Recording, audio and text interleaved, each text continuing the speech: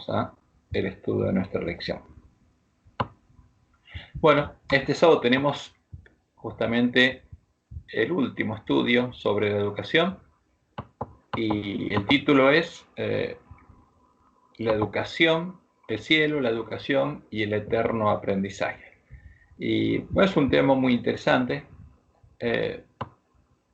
¿Por qué? Porque nosotros siempre vamos a estar estudiando. Y hay una cosa importante, o sea, el estudio de la lección que se enfoca en la continuidad eterna de nuestra educación, en nuestro eterno aprendizaje, cuando haya finalizado el gran conflicto. Y esa educación y aprendizaje es el que Dios tenía preparado para Adán y Eva cuando los creó, y estará compuesto de cosas que no hemos visto ni podemos llegar a imaginar, cosas que no han subido a corazón de hombre, como dice el versículo de memoria que está en 1 Corintios 2:9. Ahora bien, como está escrito, cosas que ojo no vio, ni oído yo, ni han subido en corazón de hombre, son las que Dios ha preparado para los que le aman. Y como le indica Elena, el cielo es una escuela, siempre lo fue, o sea, siempre fue una escuela el cielo, porque los seres creados por Dios siempre están aprendiendo, ¿no? Desde que los primeros seres fueron creados, ¿no? Incluyendo a Satanás, porque Satanás estaba al otro lado de Dios y ahí iba aprendiendo como todos sus hermanos, y Dios es el maestro de esa escuela. Y en Edén, Dios estableció una filial de esta escuela, la escuela del cielo, en la cual Él educaría a sus hijos. ¿A quién? Adán y Eva, porque Adán y Eva tenían la oportunidad de ser educados por Dios, de obtener el conocimiento que venía del árbol de la vida, que es un símbolo de Dios, justamente ese conocimiento que lleva a la vida, o podían elegir tener el otro conocimiento, el conocimiento de la ciencia del bien y el mal, que los llevaría a la muerte. Y en el cielo, todos los redimidos tendremos el privilegio de seguir siendo educados en la escuela de Dios, como ya dice, esta cita está en nuestra lección y está en la educación, página 301. El cielo es una escuela. Su campo de estudio es el universo, ¿no? Porque los hijos de Dios estudian la creación de Dios. Su maestro, ¿quién es? Es Dios, el ser infinito, ¿no? En Edén fue establecida una filial de esa escuela y una vez consumado el plan de redención, se reanudará la educación en la escuela del Edén. O sea, podremos alcanzar el conocimiento para el cual Dios había creado al hombre. Es lo hermoso que Dios nos dice. Esta es una de las cosas preparadas para nosotros, como lo dice el versículo de memoria. Hay un micrófono abierto por ahí. Para los hombres que aman a Dios. O sea, fíjense, son las cosas que Dios ha preparado para los que le aman. Eso lo dice el versículo de memoria. Estas son las que Dios ha preparado para quién, para los que le aman, porque todos los redimidos van a ser los que aman a Dios, conocen a Dios y lo aman, por eso guardan sus mandamientos y quieren estar con Él. Estos van a ser los redimidos de Jehová, los que aman a Jehová.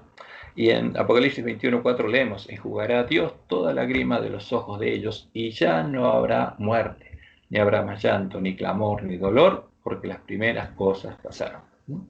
En Isaías 65, 17 al 19, ahí está la cita a la que se refiere Pablo, porque aquí que yo crearé nuevos cielos y nueva tierra, ¿no? Y de lo primero no habrá memoria, o sea, va a deshacer todo lo que corrompió Satanás y el pecado. Ni más vendrá el pensamiento, más os gozaréis y os alegraréis para siempre en las cosas que yo he creado. Porque aquí que yo traigo a Jerusalén alegría, y Jerusalén es un símbolo profético a su pueblo, de los redimidos, y a su pueblo gozo. Y me alegraré con Jerusalén, y me gozaré con mi pueblo. Y nunca más se oirán en ella voz de lloro y voz de clamor. Entonces, este es el fruto, la educación eterna que, como hay varias citas en nuestra lección, Dios nos va a dar. Y vamos a ir creciendo por la eternidad. Ahora, pero lo importante para nosotros es entender justamente y hacer un resumen de lo que estudiamos, de lo que, cómo en el conflicto justamente se manifiesta la educación y cuál es la relación entre el conflicto y el fruto de la educación. Porque el problema del hombre vino por la educación, porque obtuvo un conocimiento terminado. ¿Y quién se lo dio? Como Dios le preguntó a Adán, ¿quién te enseñó? ¿Y quién le había enseñado? No Dios, sino el príncipe de este mundo. Como hemos estudiado durante este trimestre, desde que Satanás creó la maldad, desde que la maldad creció en su mente y él quiso ser adorado en el cielo, quiso ocupar el lugar de Dios y pecó, el gran conflicto es un conflicto de adoración, en el que, como primero lo tuvieron que hacer los ángeles, porque todos los ángeles tuvieron que elegir a quién adorarían, y como tuvieron que hacerlo Adán y Eva, todos los hombres debemos elegir a quién va a ser nuestro maestro. O sea, quién nos va a enseñar, quién va a ser nuestro Dios, nuestro maestro y nuestro guía. ¿A quién vamos a creer? ¿A quién vamos a seguir? ¿A quién vamos a adorar? ¿Y a quién vamos a amar? ¿A Jehová o a Satanás? Porque en el fondo es eso, ¿no? ¿A quién vamos a amar? ¿A quién vamos a adorar? ¿De quién vamos a ser siervos? Y como leemos en Isaías 14, 12 al 15, Dios dice: ¿cómo caíste del cielo, oh lucero, hijo de la mañana? Porque eras hijo mío. Cortado fuiste por tierra, tú que debilitabas a las naciones, ¿eh? Tú que decías en tu corazón: subiré al cielo, en lo alto, junto a las estrellas de Dios, levantaré mi trono. O sea, porque el problema apareció en su corazón. Y él quiso ser otro Dios y quiso ensalzarse sobre sus hermanos y quiso tener su trono en medio de sus hermanos. Y en el monte del testimonio me sentaré, a los lados del norte, sobre las alturas de las nubes subiré, y seré semejante al Altísimo. Mas tú, derribado eres hasta el Seol, a los lados del abismo. Por eso es el ángel del abismo. Ahora, y todo el hombre que desea lo mismo que el príncipe de este mundo es su hijo. Y por eso los reyes de la tierra, los que tienen tronos, Dios los representa como los hijos del príncipe de este mundo, como las cabezas y los cuernos del dragón. Esos son los reyes políticos, y los reyes religiosos como los cuernos y las cabezas de la ramera, de la gran ramera. Entonces, el problema es ese del hombre, es tener en el corazón el mismo deseo del príncipe de este mundo. Y eso es lo contrario, el ensalzarse, querer dominar, querer ser mayor que otros, es lo contrario al amor de Dios. Y en el medio del gran conflicto, Satanás y sus siervos usan las herramientas de maldad que él mismo creó, especialmente la mentira y el engaño, como él las usó en el Edén, cuando engañó a Eva y le tendió una trampa a Adán, porque Eva era la carnada, para que él lo eligiera como su educador, ¿no? Para que eligiera conocer su ciencia, ¿no? Para que comiera el fruto que le llevaba a Eva y para seguir el destino de Eva, comiera del fruto y eligiera conocer la ciencia del bien y del mal. Y le abriera la mente a Satanás y lo eligiera como su educador. Y por supuesto, Satanás aprovechó y le enseñó su ciencia.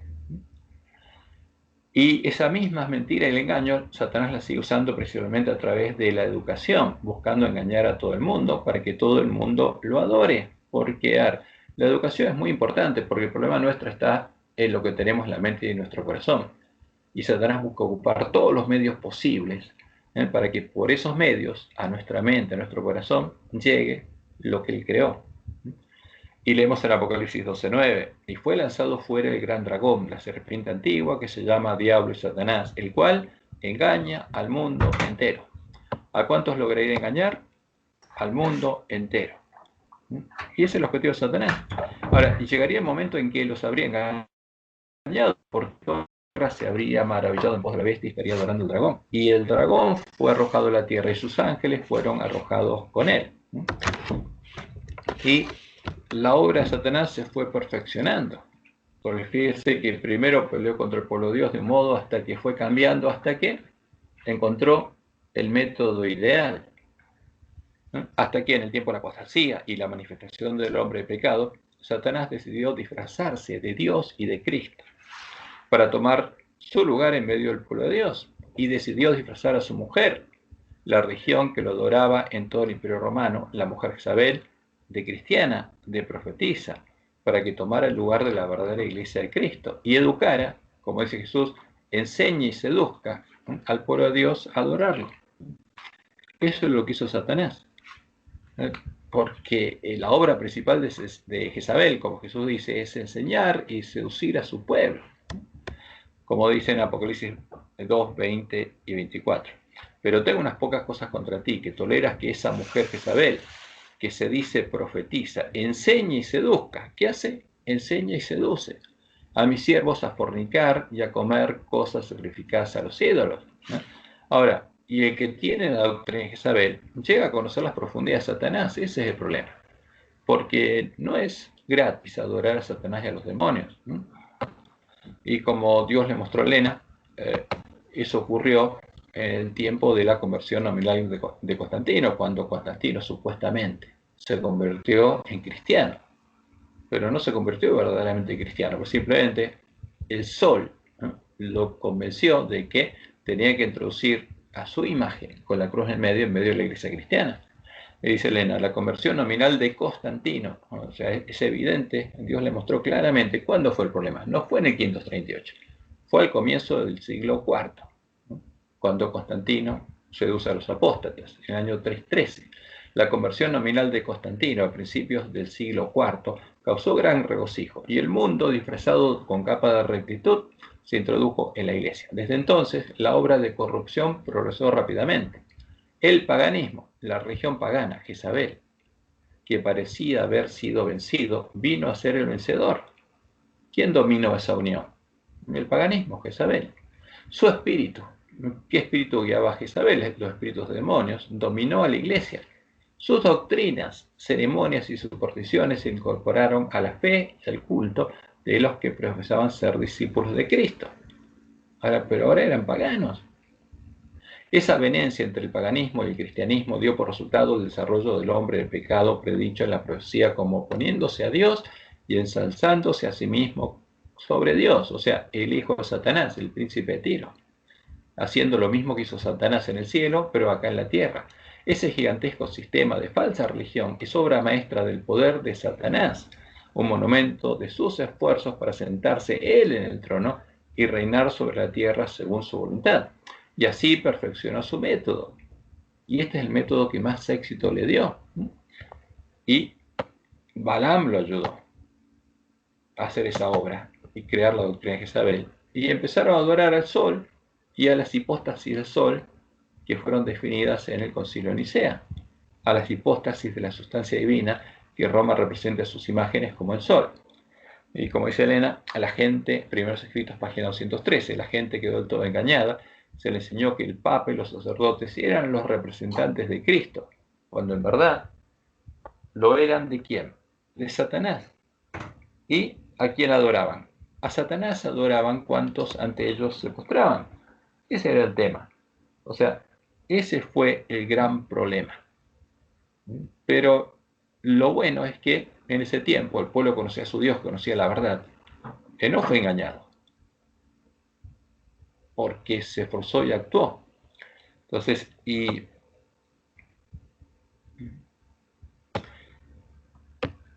bueno, pero sigamos adelante con nuestro estudio. Como Dios le había anunciado, la principal obra de la Iglesia de Roma, la mujer Isabel, es educar en la adoración de Satanás. Y podemos ver que el lugar es como la provincia de Salta. O sea, si alguno fue a Salta y preguntó, casi todas las escuelas existentes son escuelas católicas. Casi no hay escuelas del Estado, porque eso lo pasaba en la colonia y ahí se mantiene. Es increíble cómo se mantiene. Por supuesto, esta es la obra de los diferentes centros de educación del mundo entero, ¿no?, incluidos los que no son religiosos, que en el fondo son dirigidos desde el mismo centro de poder. Y esta es la obra y la misión de los siervos de Jezabel, los lobos que vendrían a nosotros vestidos de ovejas. ¿Para qué? Para educarnos.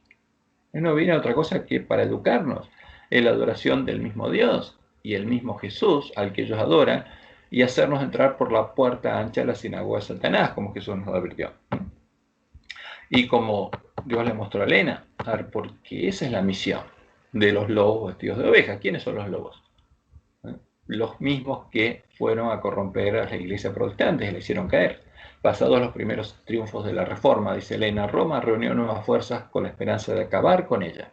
Entonces fue cuando nació la orden de los jesuitas, que iba a ser el más cruel, el menos escrupuloso y el más formidable de todos los campeones del papado. Para ellos, ningún crimen era demasiado grande, ninguna mentira demasiado vil, ningún disfraz demasiado difícil de llevar. ¿A qué se abocaron? A la destrucción del protestantismo y al restablecimiento de la supremacía del papal. Querían destruir a la Iglesia de Reforma, esa era su misión. Ahora, si de la Iglesia de Reforma solo quedó un remanente, que es la Iglesia Adventista, no cumplió su misión, ¿qué tiene que hacer? Para alcanzar el objetivo que tenían, tienen que hacer esa obra ahora en la Iglesia Adventista. Y Satanás, ¿qué hizo? Que el Papa restableciera la Inquisición.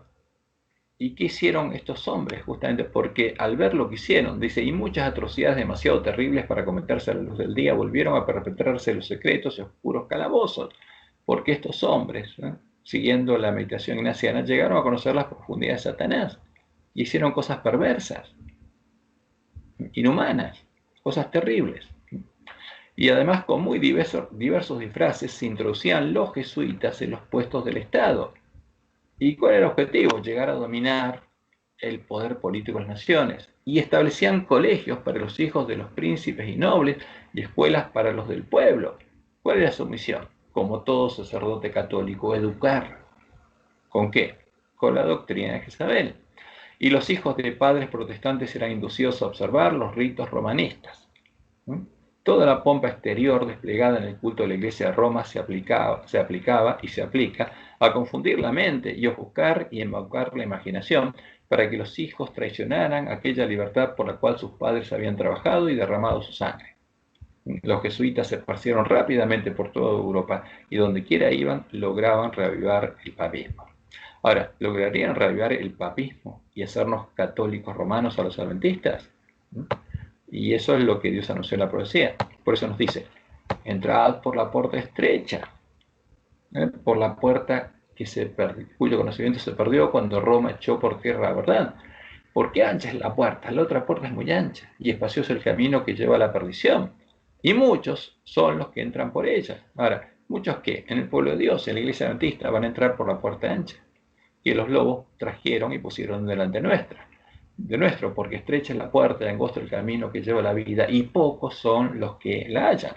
Ahora, pero ¿quién la va a hallar? Como dice Jesús en Mateo 7, en versículos adelante. Todo el que la busque, todo el que tenga hambre y sed de justicia. Por eso nos dice, guardaos de los lobos, de los falsos profetas que vienen a vosotros con vestidos de oveja. Los jesuitas que vienen a ustedes con vestidos de ovejas, a educarlos. Pero por dentro son lobos rapaces. Y como lo dice Elena, está en el perfil de Crisis Venidera, y el tercer tomo de Mensajes Selectos, página 454, habrá aún entre nosotros mercenarios y lobos con piel de oveja que tratarán de persuadir al rebaño de Dios a que ofrezca sacrificios a quienes, a otros dioses antes que a Dios. O sea, buscarían que la iglesia de Jehová adore a otros dioses. ¿A qué dioses? A los dioses de ellos, a los dioses de Roma.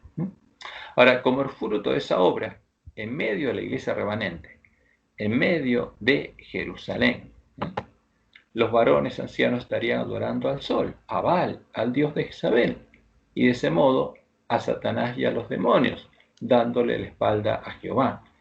Y esto es lo que Dios le mostró a Elena, por eso lo citamos. Está en Ezequiel capítulo 8, versículos 16 al 18, lo que sucede previo al sellamiento del pueblo de Dios.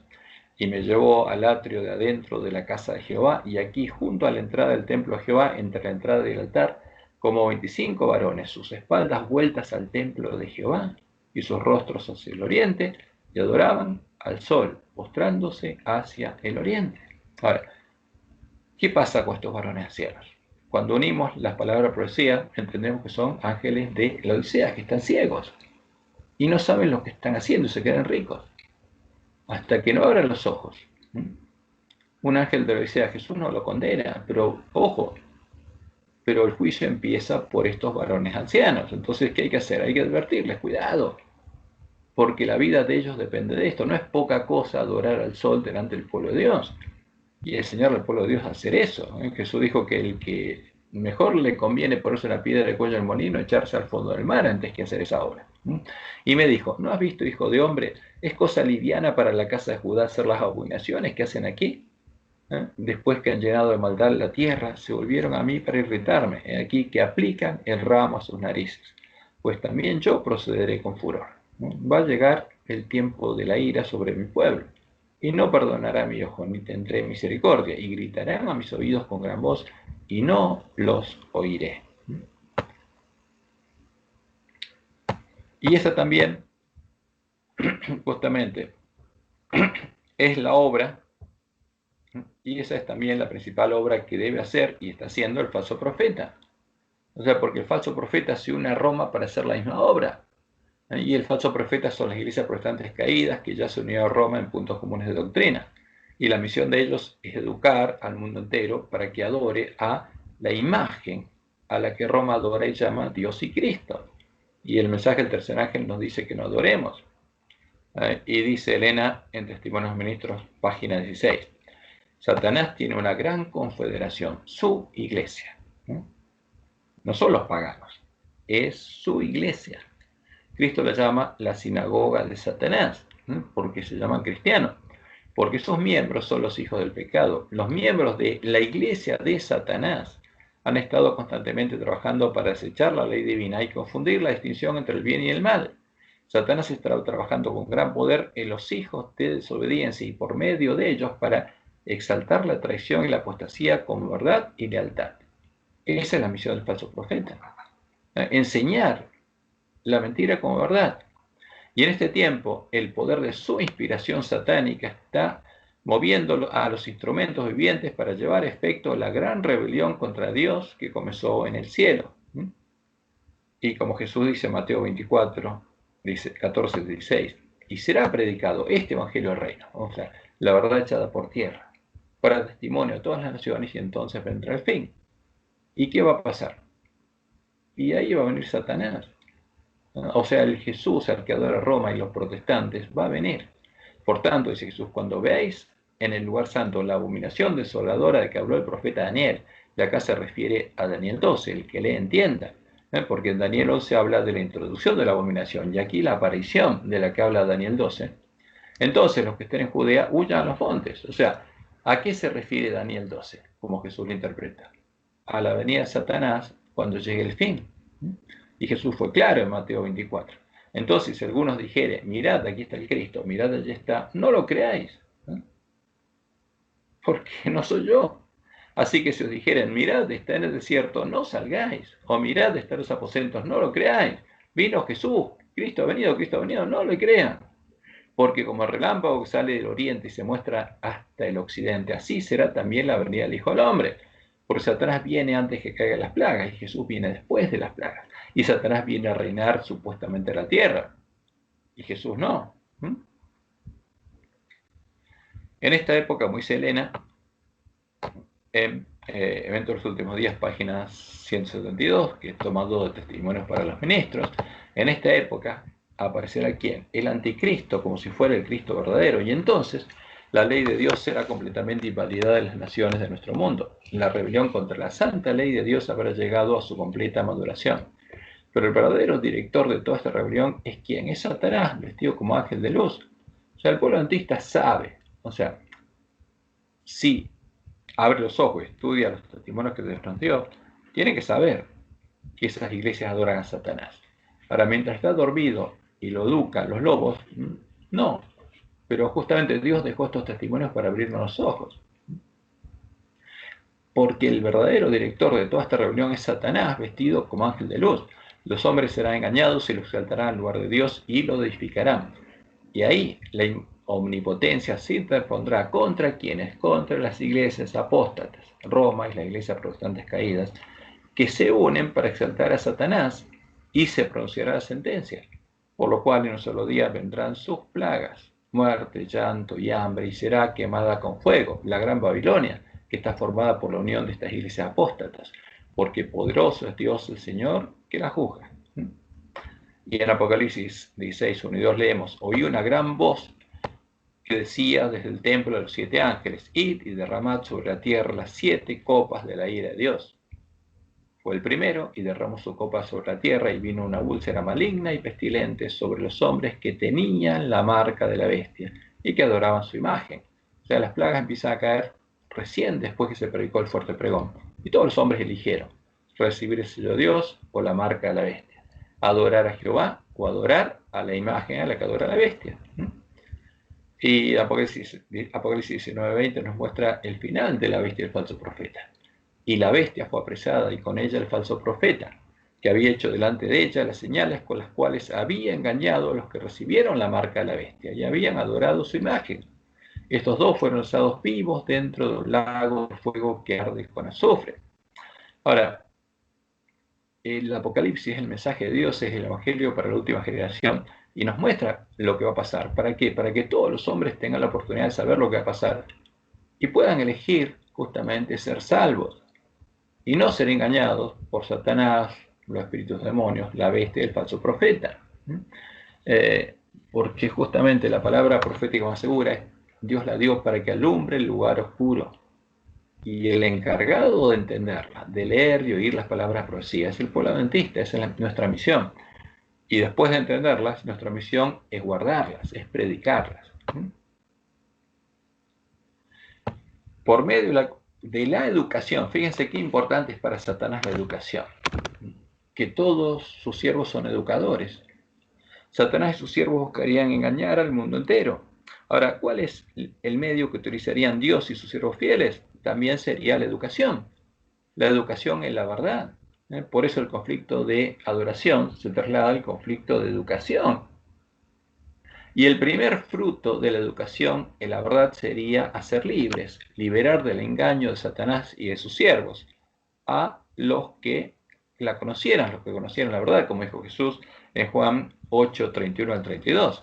Dijo entonces Jesús a los judíos que habían creído en él: si vosotros permaneciereis en mi palabra, seréis verdaderamente mis discípulos y conoceréis la verdad, y la verdad os hará libres. ¿De qué? Del engaño.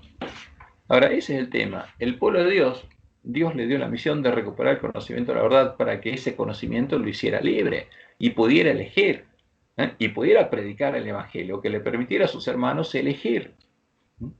Por esa causa, buscando echar por tierra la verdad, porque el pueblo de Dios predicaba la verdad, buscando que se perdiera el conocimiento de la verdad, Satanás y sus siervos persiguieron y asesinaron a todo el remanente de la iglesia primitiva. El pueblo conocía a su Dios y no lo adoraba. No adoraba a la imagen a la que adoraba la bestia. Y de ese modo echaron por tierra el lugar santuario de Dios y dieron muerte a buscar echar por tierra, como dice la profecía de Daniel 8, del 9 al 12. Y lo que Dios anuncia es la palabra: el ejército de la estrella se echó por tierra y las pisoteó. Fue el ejército del cielo, la iglesia, porque la iglesia cristiana. Y las estrellas justamente eran los ángeles de esa iglesia. Aún se engrandeció contra el príncipe de los ejércitos, contra el primogénito entre muchos hermanos, contra Jesús.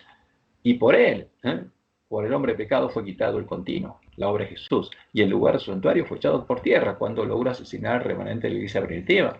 Y a causa de la prevaricación le fue entregado el ejército junto con el continuo y echó por tierra la verdad. Y la profecía se cumplió. Ahora, el pueblo de Dios que quedó cautivo en Babilonia, ¿conocía la verdad? No, porque la verdad fue echada por tierra. ¿Un católico conoce la verdad? No. Un protestante tampoco. Y un adventista que está en la condición de la sociedad tampoco. ¿Y qué pasó justamente con los dos testigos? Justamente en esos 1260 años que Dios sostuvo a la iglesia del desierto, estos dos testigos profetizaron a sus manos.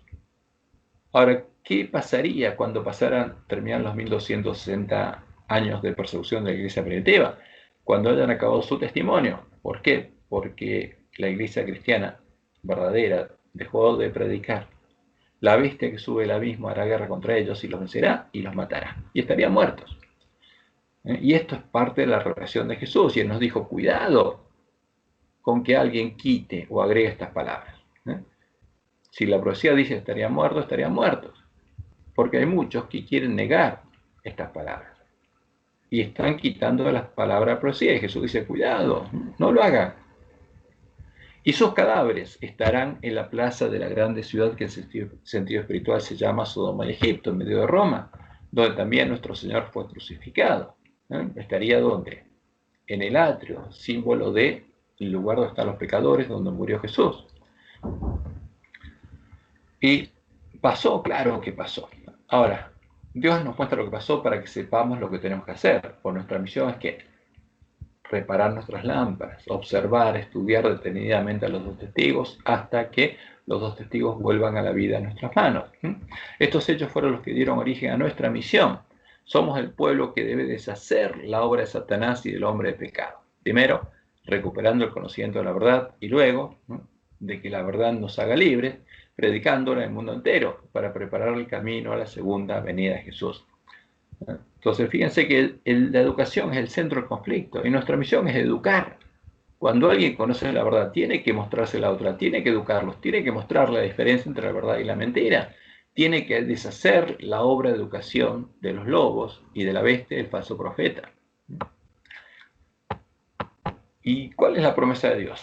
Dios prometió que Él nos educaría. Esa es la educación prometida en el Evangelio del Reino de Dios. En el Evangelio del Reino de Dios, Dios prometió redimirnos de la esclavitud del pecado, de las consecuencias de que la ciencia del bien y el mal, la ciencia creada por Satanás en su mente, o sea, el conocimiento del mal, la maldad, el pecado, se alojara en nuestras mentes, en nuestros corazones, porque eso es lo que contaminó a Adán, lo que Satanás metió en la mente y el corazón de Adán, transformándonos en árboles malos, en panes cocidos con levadura, cocidos con pecado, y empezar a dar frutos malos en nosotros, malas obras, obras de pecado, transformándonos en hijos del príncipe de este mundo, de hijos de Dios, en hijos del príncipe de este mundo, en hacedores de maldad. Ahora, Dios quiere librarnos de eso, como dijo Jesús. El problema nuestro, ¿dónde está? En nuestra mente, en nuestro corazón.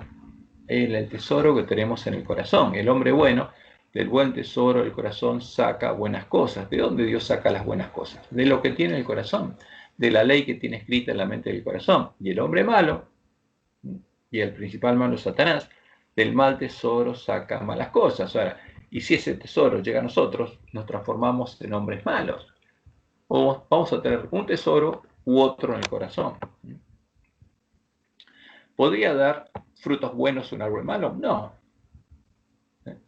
Mientras siguiera siendo malo, no podría. Ese es el problema de los hombres, que empezando por Adán y Eva, quedaron destituidos de la gloria de Dios, como leemos en Marcos 10:18. Jesús le dijo, ¿por qué me llamas bueno? Ninguno es bueno. ¿Hay un hombre bueno? Ninguno hay.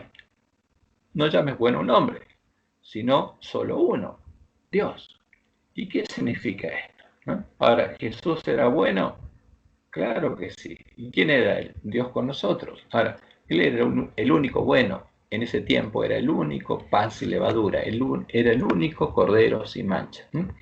Y en Romanos 3:23 Pablo nos dice, porque todos pecaron, todos los hombres pecamos y estamos destituidos de la gloria de Dios, porque tenemos un mal tesoro en el corazón. Y Jesús nos dijo que no puede el buen árbol dar malos frutos, ni el árbol malo dar frutos buenos. Ahora, Satanás era un buen árbol. Para dar mal fruto, primero tuvo que transformarse en un árbol malo. Y eso es lo que hizo la ciencia del bien y el mal, que se desarrolló en su corazón, la maldad. Y eso es lo que él puso en la mente y el corazón de Adán y Eva, los transformó a ellos en árboles malos. Y después vino el fruto malo. Y Pablo en Romanos 7:21-23 da un testimonio muy claro. Así que queriendo yo hacer el bien, hallo esta ley, que el mal está en mí. Soy un árbol malo, no puedo, por mí mismo no puedo.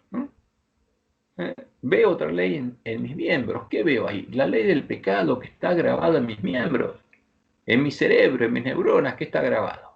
La ley del pecado, soy un pecador. El tesoro en mi corazón es malo, yo no puedo.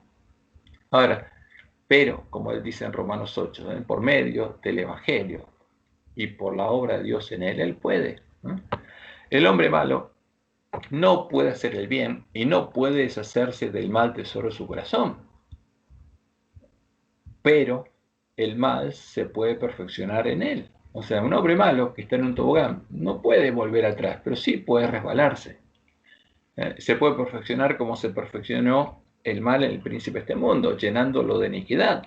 Y como se perfeccionó en los antediluvianos, como se perfeccionó en los habitantes de Sodoma y Gomorra, y cómo se perfeccionaría en los hombres que llegarán a conocer las profundidades de Satanás y a recibir su marca, su frente y sus manos. Porque eso es lo peor. El que llega al final del pozo y el que adquiere el conocimiento pleno de Satanás. Y en Ezequiel 28, el 12 al 16, Dios nos dice cómo cayó Satanás. En Isaías nos dice cuál fue su pecado, pero acá cómo llegó. Este es el misterio de la iniquidad. Hijo de hombre, levanta endecha sobre el rey de Tiro y dile, así ha dicho Jehová el Señor, tú eras el sello de la perfección. O sea, eras lo más perfecto, lleno de sabiduría y acabado de hermosura. Tu corazón estaba lleno de un buen tesoro y eras hermoso. En Edén, en el huerto de Dios estuviste. De toda piedra preciosa era tu vestidura, de cornerina, topacio, jaspe, crisólito, berilo y ónice, de zafiro, carbúnculo, esmeralda y oro. Los primores de tus tamboriles y flautos estuvieron preparados para ti en el día de tu creación. Es un ser creado, un hijo de Dios, creó su imagen y semejanza, que era perfecto, lleno de sabiduría y acabado de hermosura. Tú, querubín grande, protector, el que era un querubín, un ángel protector, yo te puse en el santo monte de Dios, allí estuviste, en medio de las piedras de fuego te paseabas, perfecto eras en todos tus caminos, en todos tus pensamientos, desde el día en que fuiste creado, hasta que se halló en ti maldad. Tenías un tesoro perfecto en tu corazón. Ahora, ¿cómo surgió en él la maldad? ¿Cómo él creó la maldad? Dios no lo explicó, por eso lo llama el misterio de la iniquidad. Las cosas reveladas son para nosotros, pero estas cosas que Dios nos explicó, no tenemos que meternos, simplemente creer en lo que Él nos dijo, que Satanás creó la maldad y no existía la maldad. A causa de la multitud de tus contrataciones fuiste lleno de iniquidad, se llenó de maldad y pecó. Por lo que yo te eché del monte de Dios y te arrojé de entre las piedras de fuego, oh querubín protector. ¿Y qué pasó con los antediluvianos? O sea, un proceso en el que Satanás se llenó de iniquidad y lo mismo los hombres. Y Dios tuvo que destruirlos, como después destruyó a Sodoma y Gomorra. Y vio Jehová que la maldad de los hombres era mucho en la tierra, y que todo, fíjense, todo pensamiento, ya el corazón estaba totalmente corrupto, y que todo designio de los pensamientos del corazón de ellos era de continuo solamente al mal. Su mente estaba llena de iniquidad. Y se corrompió la tierra delante de Dios, y estaba la tierra llena de violencia. Y miró Dios la tierra, y aquí que estaba corrompida, porque toda carne había corrompido su camino sobre la tierra. Y esto es similar a lo que pasó, justamente, lo que pasó antes del diluvio, lo que pasaría en la última generación. Toda la tierra se maravillaría en pos de la bestia, y toda la tierra adoraría al dragón. Y eso lo pasó con el hombre, pero hay una posibilidad de salvación para el hombre. Y en el Evangelio eterno, Jehová prometió redimir o rescatar a sus hijos de esta situación, o sea, del barro, sacarlos del pecado, haciendo dos obras con ellos. La primera de las cuales empezó a hacer en forma inmediata con Adán y Eva. O sea, ¿qué hizo Dios con Adán y Eva? Los justificó, los perdonó, y sacrificó 2 corderitos y los vistió con la piel del cordero. Y esa es la obra de la justificación por la fe. Cuando Dios declara justos y perdona gratuitamente la deuda de los pecados del hombre, cargando él mismo los pecados de su pueblo, porque perdonar no es gratis. Si uno quiere que una persona tiene una deuda, no la tenga más, y tiene que, para que esa persona obtenga que perdonar esa deuda, uno comprometerse a pagarla, porque la deuda existe, y como Dios mismo dice, Él cargó los pecados de su pueblo, y se comprometió a pagar por la deuda contraída por perdonar los pecados a sus hijos, para poder ser declarado justo en su juicio, porque Dios perdona y carga los pecados. ¿Y cómo paga? En vez de que nosotros paguemos el juicio, Él tiene que pagar. El día en que Él sería juzgado, el día en el que el santuario sería purificado, porque el santuario es un símbolo de Dios. Y leemos en Éxodo 34, del 5 al 7. Y Jehová descendió en la nube y estuvo allí con él, proclamando el nombre de Jehová. Con Moisés, y pasando Jehová por delante de él, proclamó, Jehová, Jehová, fuerte, Dios fuerte, el Padre eterno, fuerte, misericordioso y piadoso, tardo para la ira, porque la ira de Dios viene al final, cuando se acabe el año de la buena voluntad de Jehová. Y grande en misericordia y verdad, que guarda misericordia a millares, que perdona la iniquidad, la rebelión y el pecado. O sea, ¿para qué el pueblo va a Dios? Para que Él lo perdone. Porque Él es tardo para la ira y está esperando que vayamos a Él para perdonar, porque el que perdona es Dios, que perdona la iniquidad, la rebelión y el pecado, y que de ningún modo tendrá por inocente al malvado. ¿Quién es el malvado? El que no quiere ser salvo, el que ama la maldad y no va a la presencia de Dios para que Dios lo perdone, y que visita la maldad de los padres sobre los hijos y sobre los hijos de los hijos hasta la tercera y cuarta generación. ¿Para qué? Para hacer misericordia como ellos, como dice después en los 10 mandamientos. Porque cuando Dios visita es para hacer misericordia. Y en Isaías 43, 23, 25, Él dice a su pueblo lo que pasa cuando su pueblo va al templo a pedir perdón y lleva un sacrificio, cosa que Él no quiere. Misericordia quiero y no sacrificios. No quiero gente que haya pecado y necesite ser perdonada, pero por amor Dios los perdona, porque esa es la ley de la gracia. No me trajiste a mí, dice Jehová, los animales de tus holocaustos, ni a mí me honraste con tus sacrificios. No te hice servir con ofrenda, ni te hice fatigar con incienso. No compraste para mí caña aromática por dinero, ni me saciaste con la grosura de tus sacrificios, sino pusiste sobre mí la carga de tus pecados. ¿Qué le está diciendo Dios a su pueblo?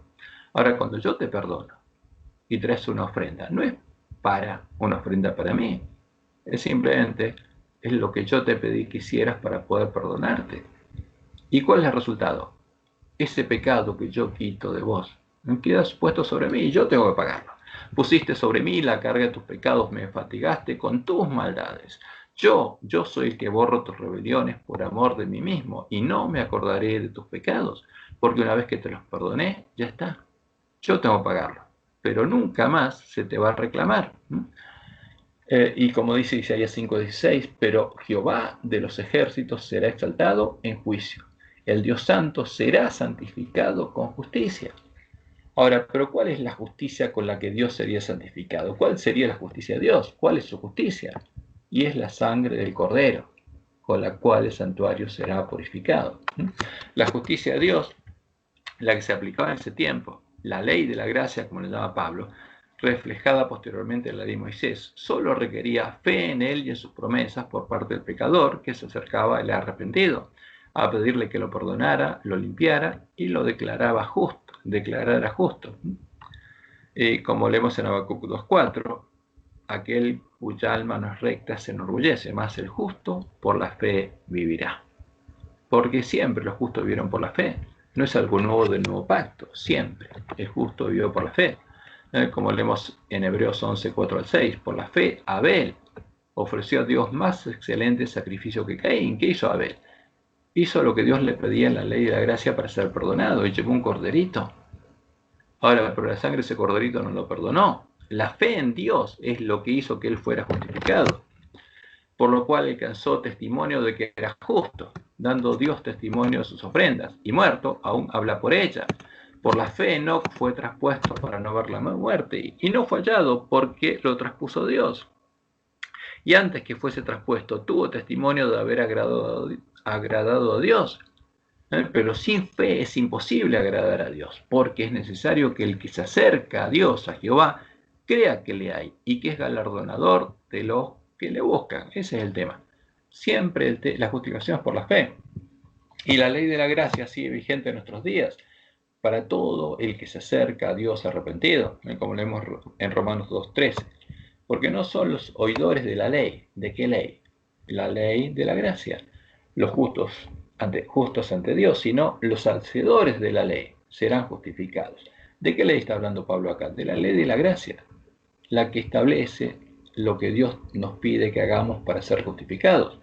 Y seremos justificados de qué? De nuestros pecados, de haber violado la otra ley, la ley moral, porque las dos fueron dadas juntas, la ley moral y la ley de la gracia. La ley moral nos muestra nuestro pecado y la ley de la gracia nos muestra el camino de salvación, cómo esos pecados pueden ser perdonados por Dios, porque para eso Dios nos da la ley moral, para que tengamos conciencia de nuestros pecados, nos arrepintamos y Él nos pueda limpiar.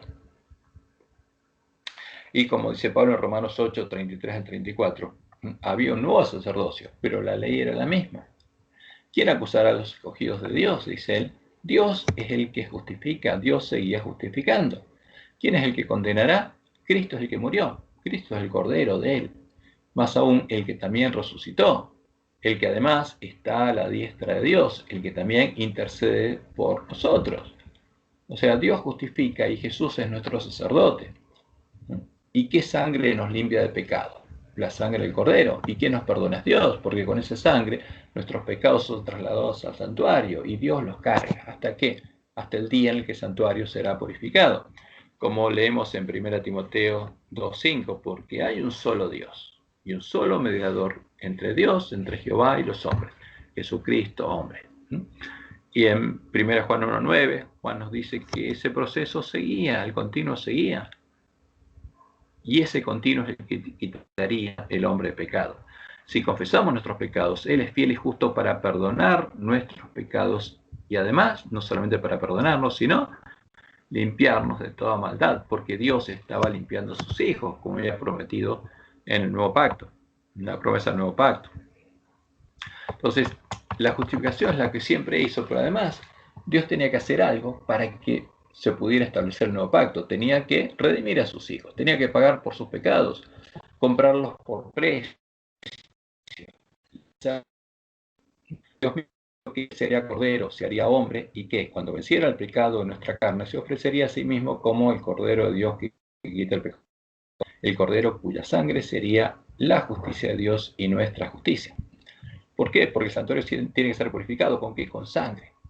Con la sangre del Cordero. La sangre del Cordero es la justicia de Dios, pero además es nuestra justicia.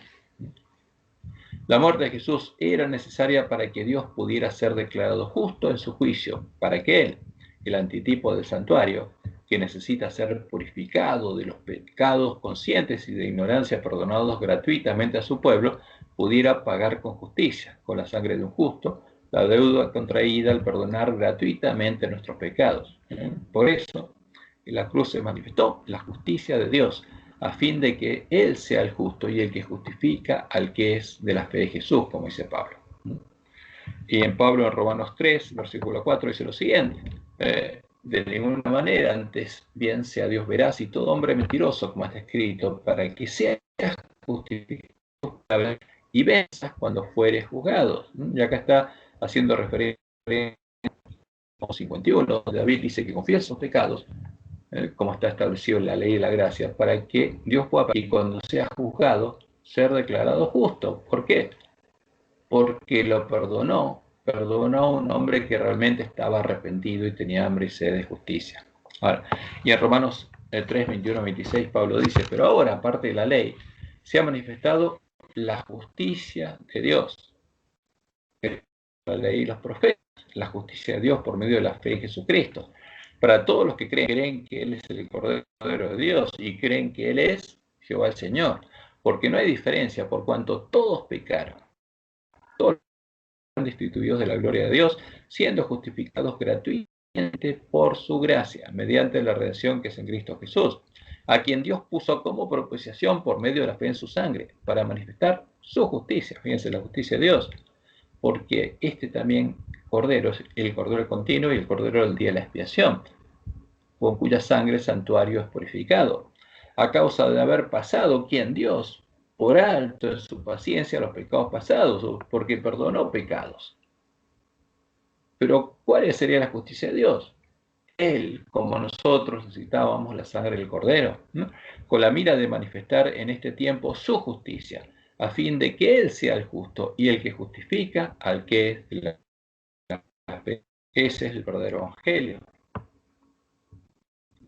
Sin la sangre de su cordero, simbolizado por el macho cabrío y a la suerte por Jehová, con cuya sangre se purificaba el santuario, Dios no podía ser declarado justo y el santuario no podría ser purificado de todos los perdonados, de todos los pecados perdonados por su pueblo. Como leemos en Levítico 16, y echará suertes Aarón sobre los dos machos cabríos, una suerte por Jehová y la otra suerte por quién, por Azazel. Un macho cabrío es el símbolo de Jehová, que moriría por nosotros, y el otro es símbolo de Satanás. Y hará traer a Aarón el macho cabrío sobre el cual cayere la suerte por Jehová, que Jehová y lo ofrecerá en expiación. ¿Y Dios qué ofreció? ¿Cuál sería su cordero? El cordero que lo representa a él. Sería él mismo hecho hombre. Es Emmanuel, Jehová con nosotros. Es Jehová hecho hombre, que triunfó como cordero para poder ser un cordero sin mancha y redimirnos. El macho cabrío que muere por nosotros para la expiación de nuestros pecados es símbolo de Jehová, porque Padre, nuestro Creador, es nuestro Redentor, ya que fue Él el que se hizo hombre, para poder vencer al pecado de la carne y llegar a ser un cordero adulto y sin mancha, que pudiera tomar nuestro lugar, morir por nosotros y pagar el precio de nuestra redención. En cambio, el otro macho cabrío es símbolo de Satanás. Ahora, ¿qué pasó en el tiempo de la apostasía? Satanás se quiso hacer pasar por el macho cabrío que representa a Jehová, por Jesús. Eso es lo que hizo Satanás. Y en Isaías 9:6 se nos dice, porque un niño nos es nacido, un hijo nos es dado, y el principado sobre su hombro, y se llamará su nombre, admirable, consejero, como Dios fuerte, Padre eterno. ¿Quién es Jesús? Es Jehová, es el Dios fuerte, el Padre eterno, nuestro Creador, nuestro Padre, y Él sería el príncipe de paz. Isaías 43 es claro, vos que clamas en el desierto, preparad camino a Jehová. ¿A quién le preparó el camino Juan? A Jehová. Enderezad calzada de la soledad a nuestro Dios. Y Isaías 47:4 es claro también, nuestro Redentor, Jehová del ejército su nombre, el Santo de Israel. Por eso los demonios que lo sabían decían, yo sé quién eres, el Santo de Israel. Y en Isaías 25:9 está profetizado lo que van a decir los redimidos de Jehová, los que esperen al santo, al verdadero Jesús, al verlo venir en las nubes de los cielos, y se dirán aquel día, he aquí, este es nuestro Dios. ¿Quién es Jesús? Es nuestro Dios. Le hemos esperado y nos salvará. Este es Jehová a quien hemos esperado. Ese tiene que ser nuestro testimonio. Era el testimonio de los miembros de la iglesia primitiva, que creían y confesaban con su boca que Jesucristo es Jehová el Señor, que Jehová el Señor era su Dios y su Redentor, y nos gozaremos y nos alegraremos en su salvación. Y después que nos hubiera redimido, como anunció la profecía, Dios podría establecer su reino, porque nos habría comprado por precio, y podría empezar a transformar esos panes y levadura que a Él habría comprado y redimido, para que llegaran a ser panes y levadura, para transformarnos a la imagen de Jesús, para que Jesús sea el primogénito entre muchos hermanos. Y eso es lo que Él haría. Y ahí podría empezar a educarnos como Él quiere. Entonces, la tercera etapa es establecer su reino entre los hombres y santificarlos por la fe, sanándolos de la enfermedad del pecado. Eso implica santificarlos, limpiándolos de la lepra, engendrándolos de nuevo, nacer de nuevo, árboles buenos, imagen de su cordero, panes sin levadura, que tengan un buen tesoro en sus corazones, que tengan su ley de amor escrita en sus mentes y en sus corazones, que tengan su nombre escrito en sus frentes, para que su gloria, la gloria de Dios, la gloria de Jehová, sea vista nuevamente y no sean más necesarios los sacrificios. Fíjese lo que dijo Jesús en Mateo 9, 12 y 13. Al oír esto, Jesús le dijo, los sanos no tienen necesidad de médicos, sino los enfermos. Ustedes están enfermos. Id pues y aprended lo que significa misericordia quiero y no sacrificio. ¿Quién necesita? Bueno, pero el que tiene misericordia en el corazón y está sano, no ya necesita sacrificio. ¿Por qué no he venido allá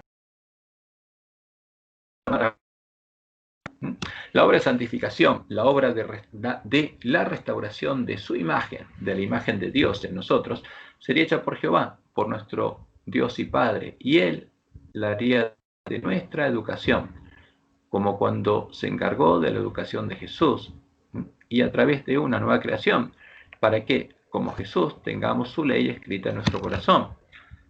Porque la profecía es clara, en Salmos 48, Dios anunció por qué Jesús vencería.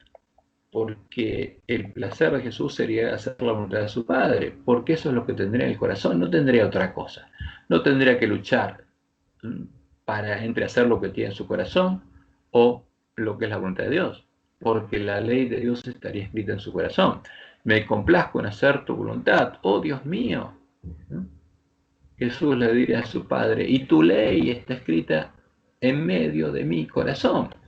Ahora, cuando eso pasara con nosotros, podríamos nosotros tener el mismo testimonio que Jesús. Y en Juan 6, 44, 45, Jesús dijo lo siguiente: ninguno puede venir a mí si el Padre que me envió no le trajere. Y yo le resucitaré en el día postrero. Escrito están los profetas, y serán todos enseñados por Dios, por Jehová. Así que todo aquel que oyó al Padre y aprendió de él, viene a mí. O sea, ¿cuál es la misión del Padre con nosotros? Enseñarnos, educarnos. Primero, para llevarnos a Jesús, para mostrarnos cuál es el camino, y después para guiarnos en ese camino. Como dice Isaías 54:13, la promesa a Jerusalén. Y todos tus hijos serán enseñados por Jehová, y se multiplicará la paz de tus hijos. Entonces, ¿quién sería nuestro educador? El mismo educador de Jesús. Por eso podríamos llegar a reflejar la imagen de Jesús, pero solo podría hacerlo luego de redimirnos. Esa es la promesa del nuevo pacto. Y como dice Juan 1, del 10 al 11, en el mundo estaba y el mundo por él fue hecho, pero el mundo no le conoció.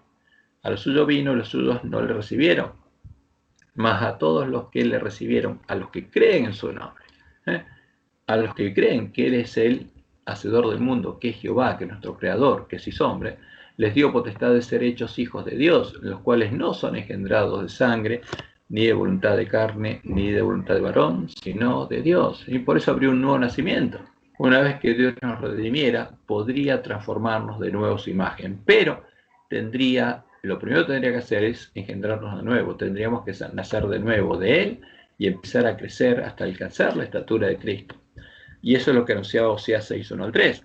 Y decía, venid y volvamos ¿a quién? A Jehová, volvámonos a Jehová, volvámonos de la apostasía, volvamos a Jehová, porque Él arrebató y nos curará, hirió y nos vendará, nos dará vida después de 2 días, en el tercer día nos resucitará. ¿Con quién? Con Jesús. Y viviremos delante de Él. O sea, podemos entrar al templo de Dios y vivir la presencia de Dios. Y conoceremos y proseguiremos en conocer a Jehová. Y ahora sí vamos a conocer a nuestro Dios, ¿no? Como el alba está dispuesto a su salida, y vendrá a nosotros como la lluvia tardía y temprana a la tierra. ¿Hacer qué cosa? La promesa, cumplir la promesa del nuevo pacto. Como leemos en Jeremías 31, 33 al 34. Pero este es el pacto que haré con la casa de Israel después de aquellos días, después que los haya redimido, dice Jehová. Daré mi ley en su mente y la escribiré en su corazón. O sea, voy a quitar el mal tesoro y voy a poner mi tesoro, mi ley, en la mente y el corazón de ellos. ¿Para qué? Para que ellos puedan seguir mis caminos. Y yo seré ellos por Dios, y ellos me serán por pueblo. Y no enseñará más ninguno a su prójimo, ni ninguno a su hermano, diciendo, conoce a Jehová, porque todos me conocerán, desde el más pequeño de ellos hasta el más grande, dice Jehová, porque perdonaré la maldad de ellos, y no me acordaré más de su pecado. Por eso la iglesia primitiva era el pueblo que conocía a su Dios, porque Dios estaba haciendo esta obra. ¿Dónde estaba escribiendo? En nuestra mente, en nuestro corazón. Estaba cambiando la mente y el corazón de sus hijos. Y por supuesto, esto es lo que prometió hacer con nosotros. No prometió hacerlo después de la segunda venida, porque ese es un engaño de Satanás.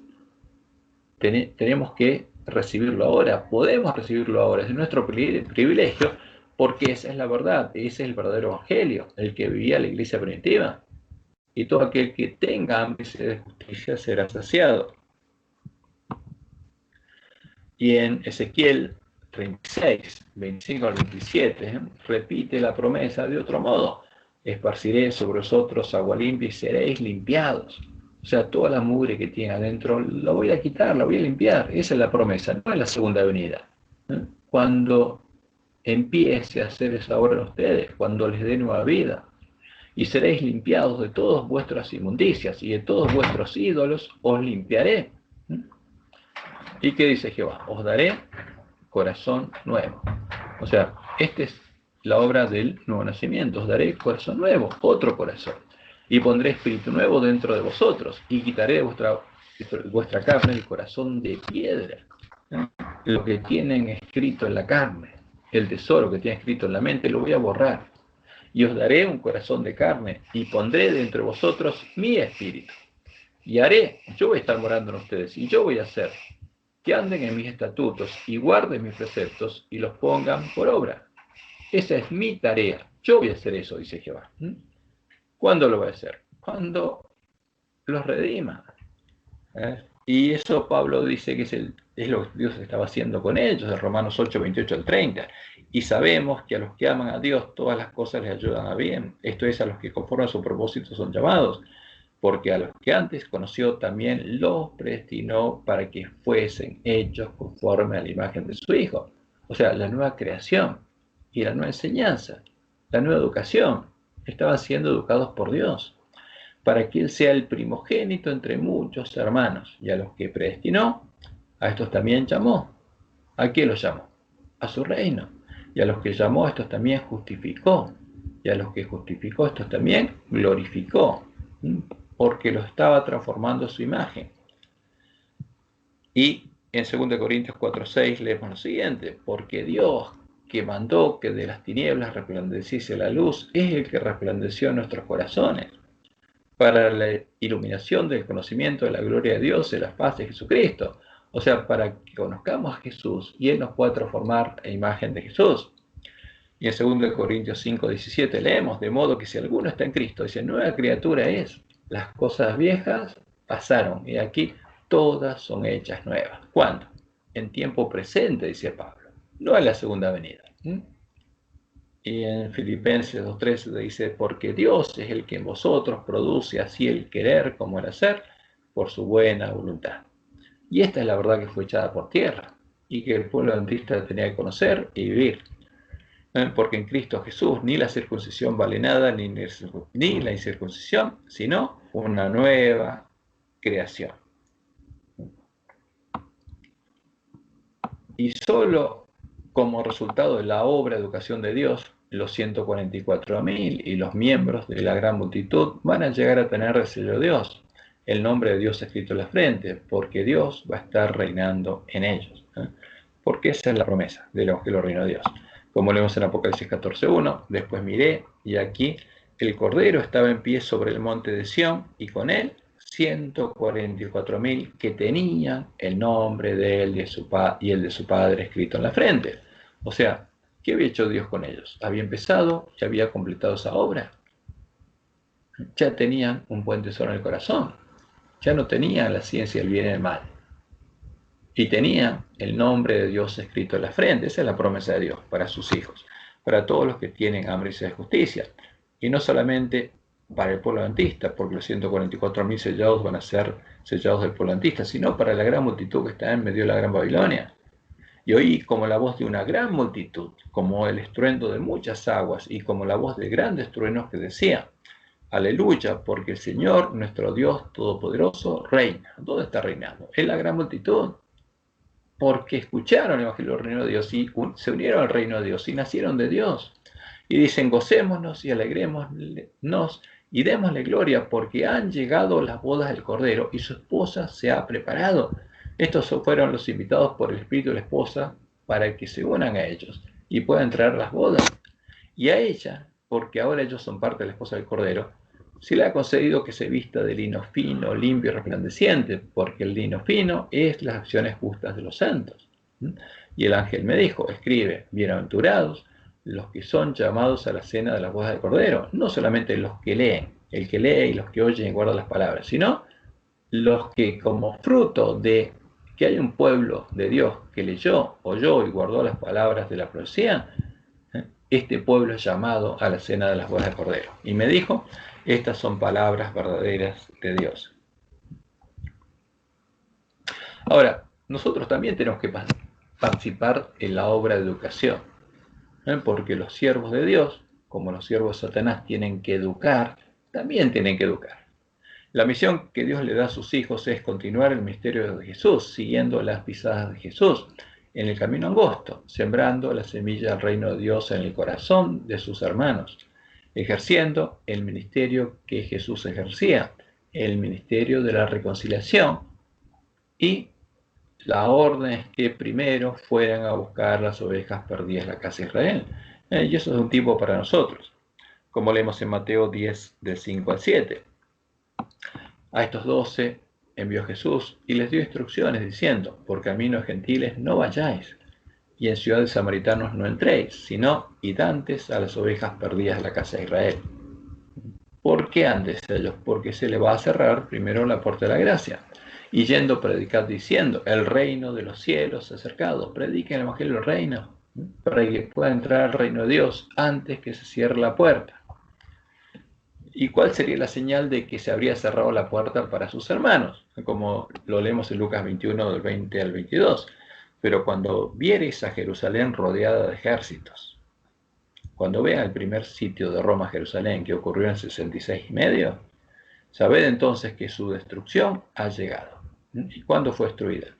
No ahí, pero el pueblo de Dios salió de ahí y no volvió más, porque sabía que la puerta de la gracia se había cerrado, y la orden es que salieran de ahí. 3 años. Pasaron 3 años y medio hasta el año 70, porque el primer sitio fue el día 14 del mes 7 del año 66, o sea, a la mitad del año, en el día previo al día de las fiestas de los tabernáculos, cuando el pueblo de Dios estaba yendo a Jerusalén para festejar esa fiesta.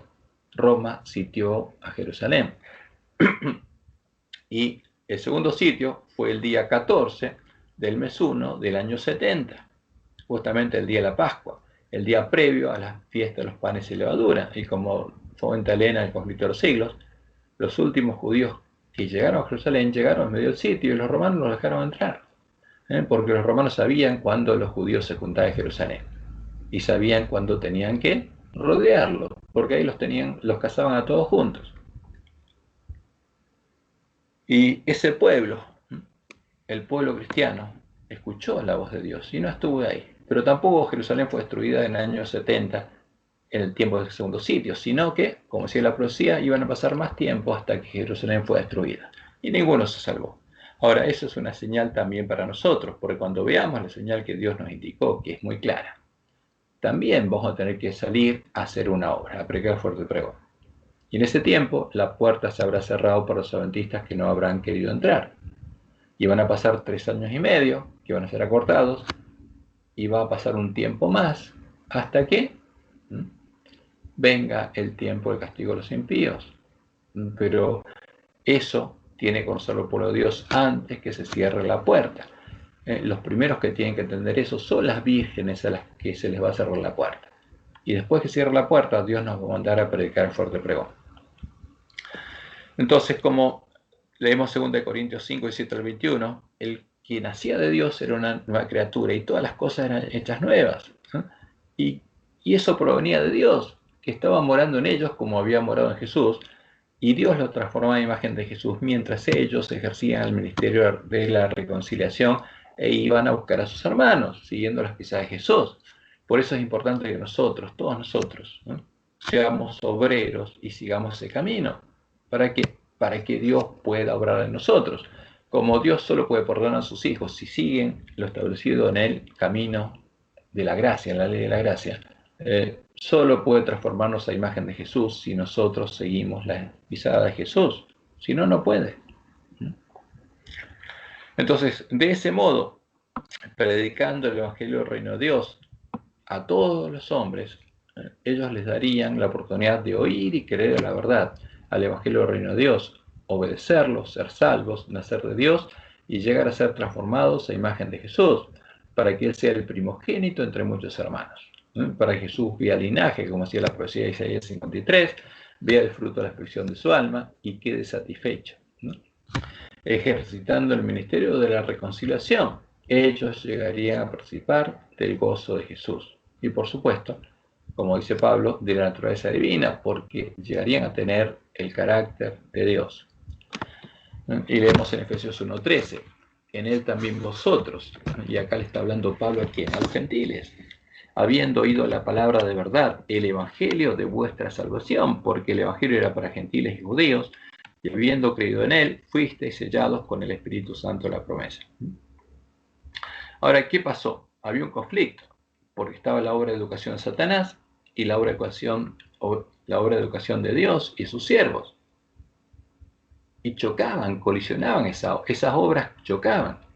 Como esta obra de educación y testimonio se oponía a la obra de engaño del dragón, los verdaderos cristianos se enfrentaban a las huestes espirituales de maldad, que, con el dragón a la cabeza, habían emprendido una guerra sin cuartel en contra de Cristo y de su iglesia, como lo vemos en Apocalipsis capítulo 12, versículo 10 al 14. Porque cuando Jesús venció, se escuchó esta declaración. Entonces oí una gran voz en el cielo que decía, ahora ha venido, no ha venido la segunda venida, sino vino en el año 31. Ahora ha venido la salvación, el poder y el reino de nuestro Dios y la autoridad de su Cristo. ¿Cuándo se estableció el reino de Dios? En ese tiempo. Porque ha sido lanzado fuera el acusador de nuestros hermanos, el que los acusaba delante de nuestro Dios día y noche. Y ellos, ¿quién? Los que creyeron el Evangelio, le han vencido. ¿Vencieron a Satanás? Sí. ¿Vencieron al pecado? Sí. Por medio de la sangre del Cordero y de la palabra del testimonio de ellos, y menospreciaron sus vidas hasta la muerte. O sea, siguieron al Cordero por donde quiera que él va, como lo van a hacer los 144.000. Y cuando vio el dragón que había sido arrojado a la tierra, persiguió a la mujer que había dado a luz al hijo de Aarón y que estaba dando a luz a otros hijos. Y se le dieron a la mujer las dos alas de la gran águila, para que volase delante del dragón, de la serpiente al desierto, a su lugar, donde es sustentada por un tiempo, y tiempos y la mitad de un tiempo. O sea, por 1260 años Dios sostendría su iglesia hasta el fin del siglo XIII. Aun cuando llegó el tiempo de la apostasía y se manifestó el hombre de pecado, el pueblo conocía a su Dios, siguió esforzándose y actuando, instruyendo a muchos, educando a muchos, porque esa era su misión, ejerciendo el ministerio de la reconciliación, como leemos en Daniel 11, 31 al 33. Y se levantarán de su parte el rey enemigo tropas, y esas tropas es la del Imperio Romano, la Iglesia Católica, que el santuario y quitarán el continuo y pondrán la abominación desoladora. Este es el momento donde es puesto. Y después, como Jesús dice y define Daniel 12, es cuando aparece. Con lisonjas seducirá a los violadores del pacto, a los apóstatas. Más, el pueblo conoce a su Dios, se esforzará y actuará y seguirá educando a muchos. Y los sabios a muchos. No van a parar el evangelio y la verdad, oponiéndose a la mentira que introdujeron las tropas que levantó Constantino. Y por algunos días caerán a espada y a fuego, en cautividad y despojo. Y en Apocalipsis 17, 1 al 6, leemos lo siguiente: vino entonces uno de los 7 ángeles que tenía las 7 copas y habló conmigo diciéndome, ven acá, mostré la sentencia contra la gran ramera, la que está sentada sobre muchas aguas. ¿Por qué? Porque la ramera sola y me llevó en el espíritu al desierto, porque esta ramera está sentada sobre muchas aguas, en la gran Babilonia. ¿Y qué hace la tierra? Fue a corromper al pueblo de Dios. Y vi a una mujer sentada sobre una bestia escarlata, llena de nombres blasfemos y de cuernos. La bestia escarlata es el dragón escarlata. Vi, y el resultado ¿cuál es? Vi a la mujer ebria de la sangre de los santos y de la sangre de los mártires de Jesús. Y cuando la vi, quedé asombrado con gran asombro. ¿Y cuál es? La que se embriagó asesinando al pueblo de Dios. Y como cuenta Elena, en el conflicto de los siglos, hasta fines del siglo XIII, esa iglesia fue sostenida por Dios. La fe que por muchos siglos sostuvieron y enseñaron los cristianos valdenses, ella los engloban con este nombre, contrastaba notablemente con las doctrinas falsas de Roma. O sea, estaba Roma y sus mentiras, y estaba este grupo que tenía otra fe. De acuerdo con el sistema verdaderamente cristiano, fundaban su creencia religiosa en la palabra de Dios escrita. Ahora, ¿en qué palabra de Dios? En la verdadera. No había podido matar a los testigos que ellos tenían, Pero esos humildes campesinos en sus oscuros retiros, alejados del mundo y sujetos a penosísimo trabajo diario entre sus rebaños y viñedos, no habían llegado de por sí al conocimiento de la verdad que se oponía a los dogmas y herejías de la iglesia apóstata. Ahora, ¿qué pasaría con el pueblo de Dios recuperar el conocimiento de la verdad? Esa verdad se opondría a los dogmas y herejías de la iglesia de nuevo. Ahora, su fe, la fe de esta iglesia, no era nueva, su creencia en materia de religión la habían heredado, luchaban en pro de la fe de la iglesia apostólica, la fe que tenemos que tener nosotros, la fe que ha sido una vez dada a los santos, la iglesia del desierto, y no la soberbia jerarquía que ocupaba el trono de la gran capital, era la verdadera iglesia de Cristo, la depositaria de los tesoros de verdad, y Dios confiará a su pueblo para que educara al mundo. Centenares de años antes de la Reforma, manuscrita en su propio idioma. Ahora, ¿pero qué Biblia tenía? Tradujo la Biblia católica, pero ellos tenían otra Biblia. Los verdaderos testigos que estaban vivos. Tenían pues la verdad sin adulteración, porque la Biblia católica, como Dios le mostró a Elena, es la Biblia adulterada. Y esto los hizo objeto especial del odio y de la persecución. Aunque degollados por la espada de Saboya y quemados en la hoguera romanista, defendieron con firmeza la palabra de Dios y su honor. Ahora, ¿qué tendremos que hacer nosotros para llegar a tener la fe de ellos? Arreglar nuestras lámparas, como Dios nos dijo que tenemos que hacerlo. Como Dios la pensó, Él sostuvo a su iglesia en el desierto por 1260 años, desde Pentecostés del siglo 31 después de Cristo hasta finales del siglo 13, hasta que Roma finalmente quebrantar o asesinar a todo el remanente de la iglesia del desierto y dar muerte a los dos testigos, quemando a los últimos ejemplares de la Biblia sin adulteración que ellos tenían, logró echar por tierra la verdad. Y se lee en el conflicto de los siglos páginas 64, eso logró en el siglo XIII, a final del siglo XIII. Se estableció la más terrible de las maquinaciones del papado, la Inquisición. El príncipe de las tinieblas obró de acuerdo con los jefes de la jerarquía papal. En sus concilios secretos, Satanás y sus ángeles gobernaron los espíritus de los hombres perversos, mientras que invisible acampaba entre ellos un ángel de Dios que llevó apunte de sus malvados decretos y escribía la historia de hechos por demás horrorosos para ser presentados a la vista de los hombres, porque este es el fruto de los hombres que conoce la profundidad de Satanás. Babilonia la Grande fue plagada de la sangre de los santos. Los cuerpos mutilados de millones de mártires clamaban a Dios venganza contra aquel poder apóstata, porque eso es lo que ocurre cuando se abre el quinto sello. Termina la persecución y las almas claman a Dios pidiendo y preguntando cuándo va a ser el tiempo castigo de esta ramera. Y como Dios lo había anunciado, la profecía se cumplió. Y como dice Apocalipsis 13:7, y se le permitió hacer guerra contra los santos y vencerlos. O sea, Dios permitió, y Dios anunció que permitiría hacerlo, y mataría a su pueblo. Echarían por tierra el lugar del santuario, echarían por tierra la verdad, y matarían a los dos testigos. Y nosotros tenemos que leer, oír y creer estas palabras, y hacer lo que Dios nos dice que tenemos que hacer, leerlas. Y en Daniel 8, 9 al 12 dice, y se engrandeció hasta el ejército del cielo, y parte del ejército de las estrellas echó por tierra y las pisoteó. Aún se engrandeció contra el príncipe de los ejércitos, y por él fue quitado el continuo, y el lugar santuario fue echado por tierra. Lo destruyó, lo echó por tierra, como Babilonia echó por tierra a Jerusalén y el templo, y después había que reedificarlos. Esta es la obra de Satanás. Y por eso en este tiempo habría que reedificar los lugares asolados por la Babilonia espiritual. Y a causa de la prevaricación, le fue entregado el ejército junto con el continuo y echó por tierra la verdad, e hizo cuanto quiso y prosperó. Ahora, como Dios nos dijo, nosotros teníamos que recuperar ese conocimiento. ¿Para qué? Para poder educar al mundo. Para educarlo la verdad, para que la verdad, el conocimiento de la verdad los haga libres y ellos puedan conocer el Evangelio y puedan ir a Dios y Dios los pueda educar y transformar en la imagen de Jesús.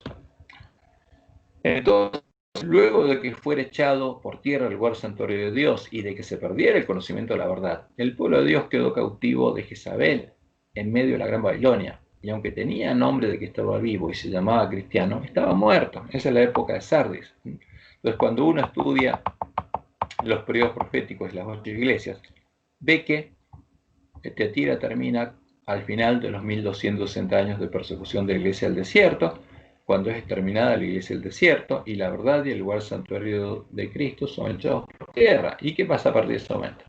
Y el pueblo de Dios queda cautivo a Jezabel, aprendiendo la mentira. Y por supuesto, tiene nombre que vive, pero está muerto, no puede nacer de Dios. Porque Roma adora a Satanás y ese pueblo no lo sabe. Ahora, pero Dios lo protege hasta que tenga oportunidad de oír la verdad. Y después Dios levanta a la iglesia a la reforma cuando en 1517 Lutero se da cuenta del error por haber encontrado una Biblia católica encadenada en un sótano.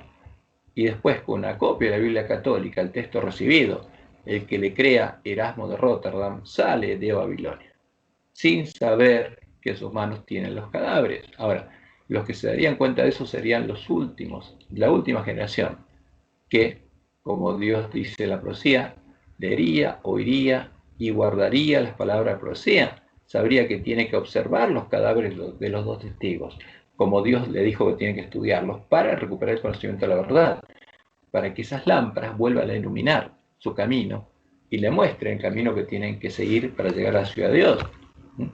Ahora, esa es la misión del pueblo adventista, el remanente que se había dormido, pero esas vírgenes serían despertadas, esa es la promesa de Dios. Ahora, ¿cuándo se reanudaría la obra educativa de los siervos fieles a Dios? ¿Cuándo el pueblo de Dios volvería a nacer de Dios y sería hecho parte del templo de Dios? Del pueblo sería el reconocimiento de la verdad y los lugares porque no se necesitaría mucho tiempo. La demora es en que cumplamos y hagamos nuestro primer trabajo, pero cuando lo hiciéramos, la obra de Dios sería rápida. Como Dios nos ordena en la visión, la obra de Dios sería abreviada en justicia.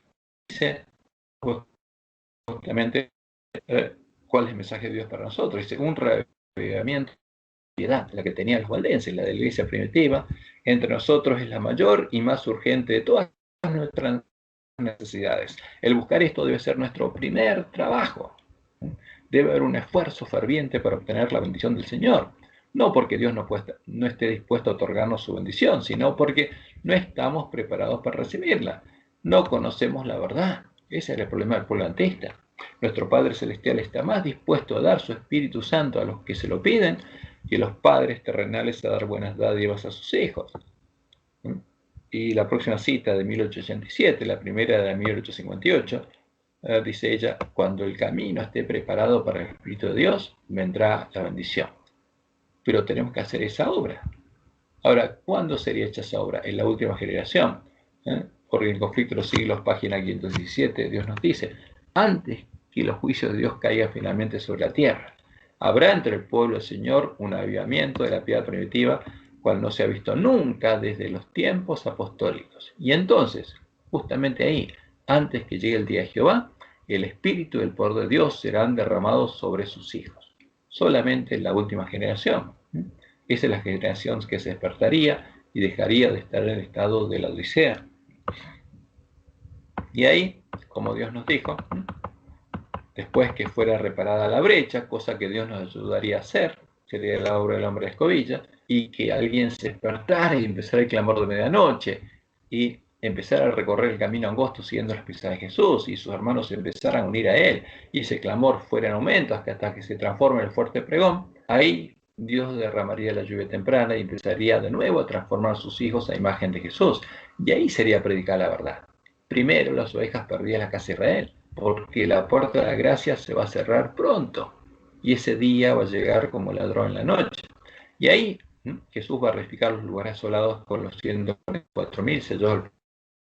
Por ese pueblo esté sellado, llegará Jehová y vendrá el día de la batalla, cuando será llamado en medio de la gran Babilonia y entrar por las puertas principales de la fiesta de bodas del Cordero. Y ahí del reino de todo el mundo hasta que llegue el fin y veamos la señal de que llegó el fin. hasta que Satanás simule la segunda venida de Jesús, y ahí sepamos que llegó el día de la ira de Dios y que están por caer las 7 últimas plagas. Entonces, fíjense que nuestra tarea es educar. Ahora, pero no podemos educar si no conocemos la verdad. Por eso la primera tarea es, para completar nuestra primera tarea, tenemos que educarnos, escudriñando diligentemente las Escrituras, clamando a Dios para que Él nos guíe a conocer la verdad. Porque nuestra misión no es que alguien nos alimente, es alimentar nosotros a otro, ejercer el ministerio de la reconciliación.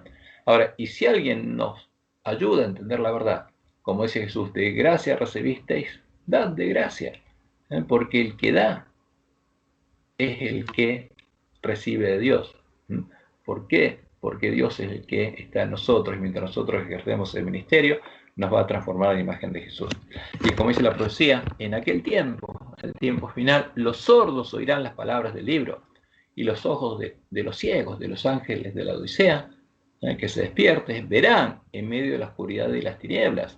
Entonces los humildes, los que tengan hambre y sed de justicia, crecerán en alegría en Jehová, y aún los más pobres de los hombres se gozarán en el Santo Israel, en Jehová. Porque como desciende de los cielos la lluvia y la nieve y no vuelve allá, dice Jehová en Isaías 55, sino que riega la tierra y la hace germinar y producir, y da semilla al que siembre. Siembra, ¿y quién nos va a dar semilla? Su palabra, ahí la tenemos que encontrar.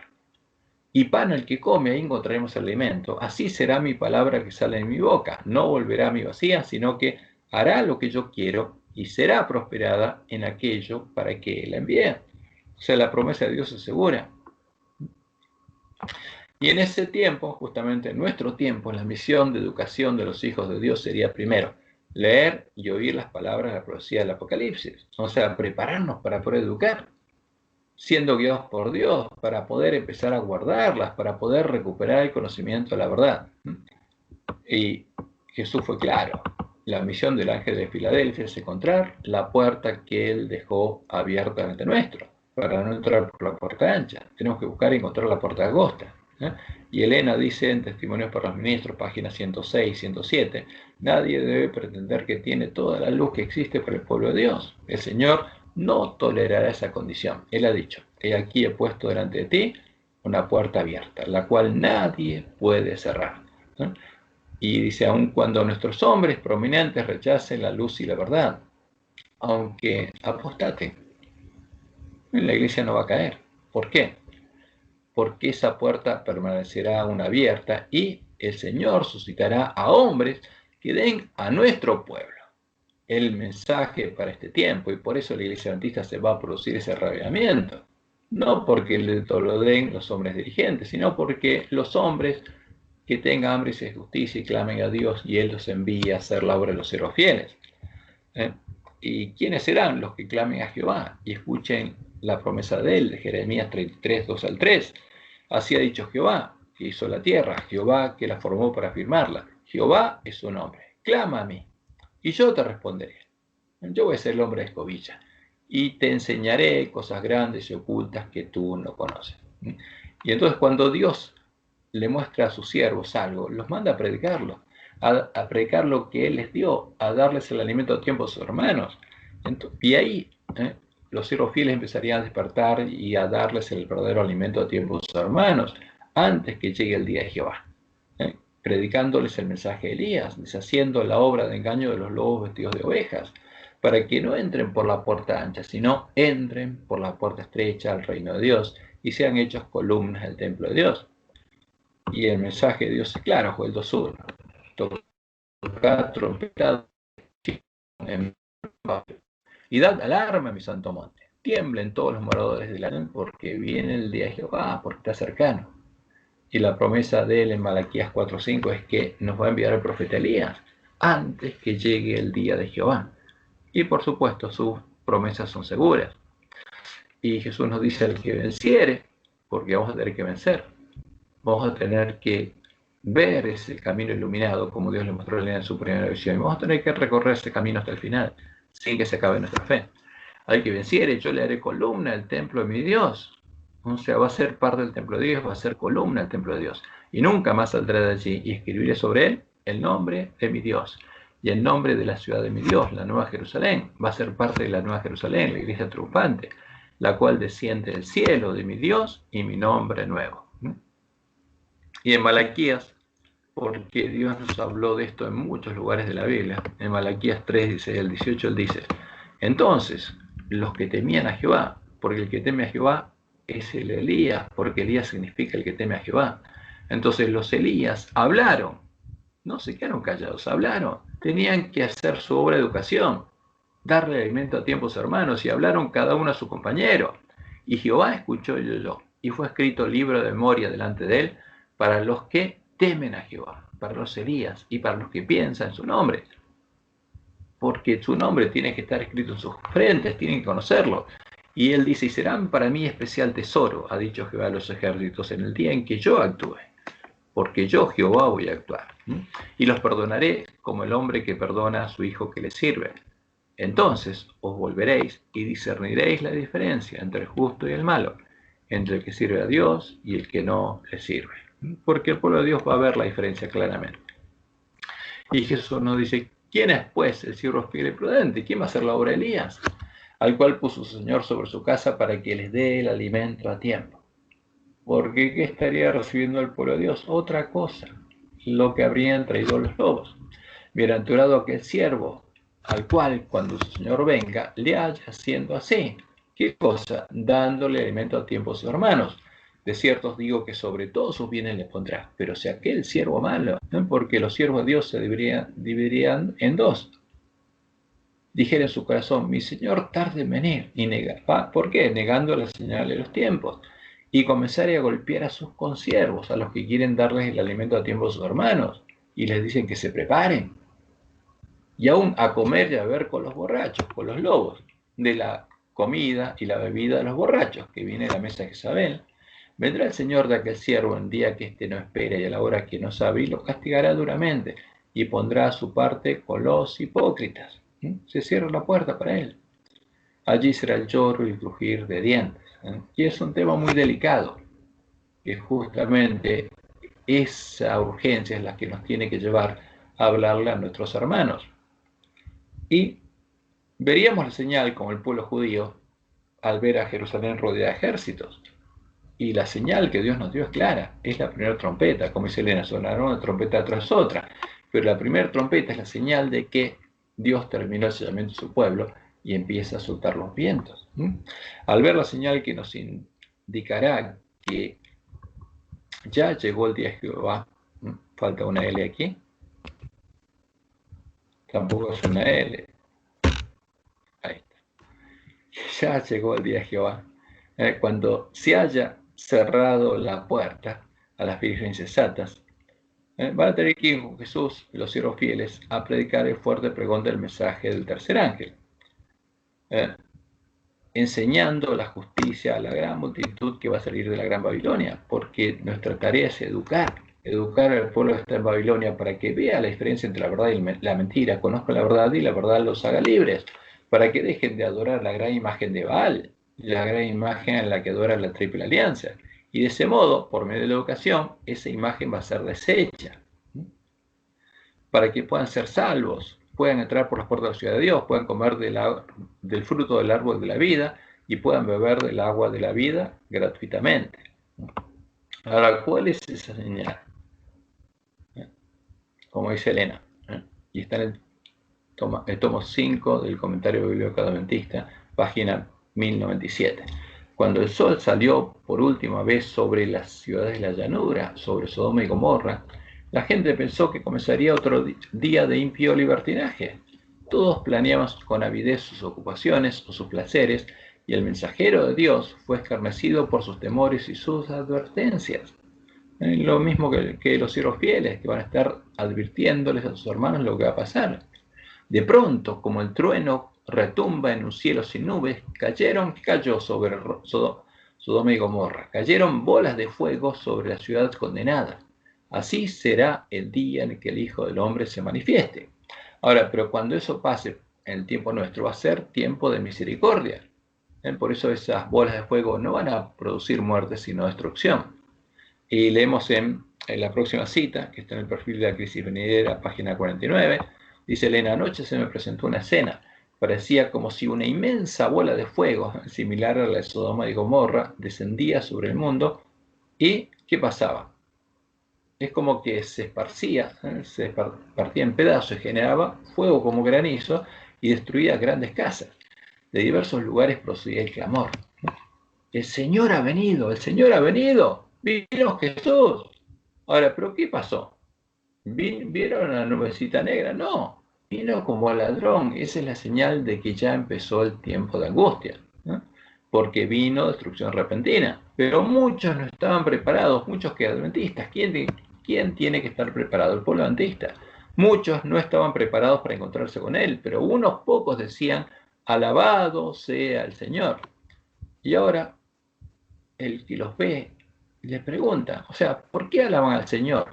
Preguntaban los que estaban por ser afectados por destrucción repentina, porque vino destrucción repentina, empezó el día de Jehová. ¿Y qué le responden? Ahora, lo interesante es que le responden porque ahora vemos lo que habíamos estado esperando. Ahora, ¿pero quién le pregunta esto? Como dice Elena, sus vecinos. Y los vecinos les preguntan, pero si sabían que esto iba a pasar, ¿por qué no nos advirtieron? Ahora, ¿quiénes son estos? Los sellados. ¿Y les advirtieron a sus vecinos? No, pero si están sellados, ¿hicieron la voluntad de Dios? Sí. ¿Y qué estaban haciendo? Dándole alimento a tiempo a sus hermanos. No le estaban predicando a los no adventistas. Eso es claro. ¿Por qué? Porque estaban haciendo la voluntad de Dios. Y ahora que empezó el tiempo de angustia, ¿qué empiezan a hacer? Empiezan a predicar fuerte pregón. Porque sus vecinos o conocidos les dicen, estamos perdidos. ¿Qué tienen que decir? No, no están perdidos. Este es el plan de Dios. Tienen que explicarles que ellos son llamados a la fiesta de bodas del Cordero. Y tienen que contarle cuál es el Evangelio para ellos. Y como dice Elena, pero para el pueblo adventista se cerró la puerta. Los que han sido miembros de la misma familia, dice ella, Evento de los Últimos Días, página 220, son separados. Se coloca una señal sobre los justos, y serán para mí especial tesoro, ha dicho Jehová de los ejércitos en el día en que yo actúe, y los perdonaré como el hombre que perdona a su hijo que le sirve. Y llegó ese día. Los que han sido obedientes a los mandamientos de Dios se unirán con el grupo de los santos de luz. Ellos entrarán por las puertas de la ciudad y tendrán derecho al árbol de la vida. El uno será tomado, su nombre estará en el libro de la vida, mientras que otros con los cuales se asoció tendrán la señal de la eterna separación de Dios. Y es muy triste. Ahora, por eso tenemos que trabajar a favor de nuestros hermanos ahora. Como leemos en Malaquías 4, 1 al 3, porque aquí viene el día ardiente como un horno, y todos los soberbios, ¿de qué? Del pueblo de Dios, y todos los que hacen maldad serán estopa. Aquel día que vendrá los abrazará, ha dicho Jehová de los ejércitos, y no les dejará ni raíz ni rama. A vosotros, los que teméis mi nombre, a los siervos fieles que están haciendo la obra de Elías, nacerá el sol de justicia, y en sus alas traerá salvación, y saldréis. Y ahora ya no van a estar dando alimento a tiempo a sus hermanos, sino van a salir, van a la batalla. Y saltaréis como cerros de la manada, hollaréis a los malos. Ahí viene la última batalla. Los cuales serán cenizas bajo las plantas de vuestros pies, como la gran imagen, en el día en que yo actúe, ha dicho Jehová de los ejércitos. Y en Mateo 10, 40 al 43, Jesús tomando esta referencia, lo que Dios había anunciado, dice, de manera que como se arranca la cizaña y se quema en el fuego, así será el fin de este siglo, el fin del tiempo de gracia para mi pueblo, el fin de la iglesia militante, porque solo va a quedar la iglesia triunfante. Enviará el Hijo del Hombre a sus ángeles y recogerán de su reino, no de Babilonia, de su reino, de su iglesia, a todos los que sirven de tropiezo y a los que hacen iniquidad, y los echarán en el horno de fuego. Allí será el lloro y el crujir de dientes. Entonces, después de este zarandeo final, los justos, ¿no? Los que tengan sello de Dios en sus frentes, resplandecerán como el sol en el reino de su Padre, con la lluvia tardía. El que tiene oídos para oír, oiga. ¿No? Y es clara la profecía. Y a partir de ese momento, como dice Daniel 12, los entendidos resplandecerán como el resplandor del firmamento, y los que enseñan la justicia a la multitud, porque ahora tienen que educar a la multitud, ya no a sus hermanos, como las estrellas a perpetua eternidad. Y como Dios dijo, y la promesa de Dios es, que está en Isaías 61 y 2, es que su gloria se va a volver a ver sobre los 144.000, sobre nosotros. Levántate, resplandece, porque ha venido tu luz y la gloria de Jehová ha nacido sobre ti. Ahora, ¿y ese es fruto de qué? De la obra de Dios, de la educación de Dios a los 144.000. ¿Por qué aquí que tinieblas cubrirán la tierra y oscuridad las naciones? Mas sobre ti amanecerá Jehová y sobre ti será vista su gloria.